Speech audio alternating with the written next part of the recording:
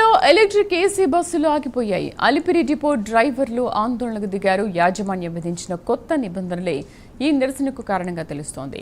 తిరుమలకు 5 ట్రిప్పులు తప్పనిసరి చేయడాన్ని డ్రైవర్లు వ్యతిరేకిస్తున్నారు. దీంతో తిరుమల యాత్రికులకు రాకపోకల్లో తీవ్ర అంతరం ఏర్పడింది. ఇది అంశంపై మరింత సమాచారం మా ప్రతినిధి రవివర్మ అందిస్తారు.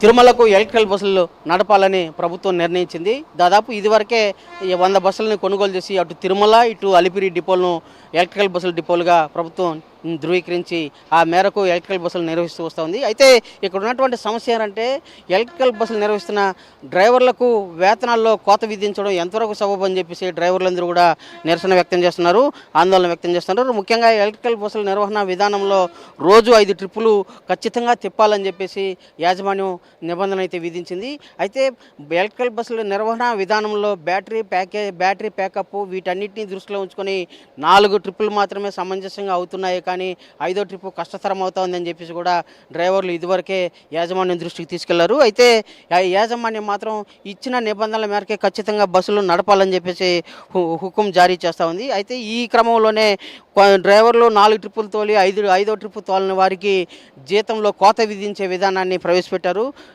ఇక మీదట ట్రిప్పుల వారీగానే జీతం ఇవ్వబడుతుంది, కానీ జీతం తగినంత వేతనం అయితే ఇవ్వడం కుదరదని చెప్పేసి యాజమాన్యం పేర్కొనడంతోనే ఇవాళ తిరుమలకు వెళ్ళే బస్సులన్నీ కూడా డ్రైవర్లందరూ కూడా ఆపేసి నిరసన వ్యక్తం చేస్తున్నారు. మనం చూడొచ్చు, అలిపిరి డిపోలో బస్సులు తిరుమలకు వెళ్ళే ఎలక్ట్రికల్ బస్సులన్నీ కూడా ఇక్కడ ఆగి ఉన్నాయి. ఇలాంటి పరిస్థితి తమ యాజమాన్యం ఇదివరలోనే ఎన్నిసార్లు పేర్కొన్నా కూడా తమ సమస్యను పరిగణలోకి తీసుకోకుండా పరిష్కరించకుండా నిర్లక్ష్యాన్ని వ్యవహరిస్తూ ఉంది. ఈ కారణంగానే తాము ఇవాళ నిరసన వ్యక్తం చేస్తున్నామని చెప్పేసి డ్రైవర్లు అయితే పేర్కొంటున్నారు.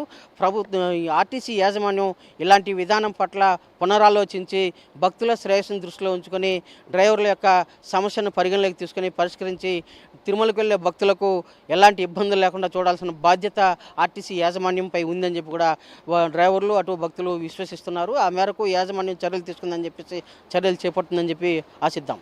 Video journalist Ramakrishna.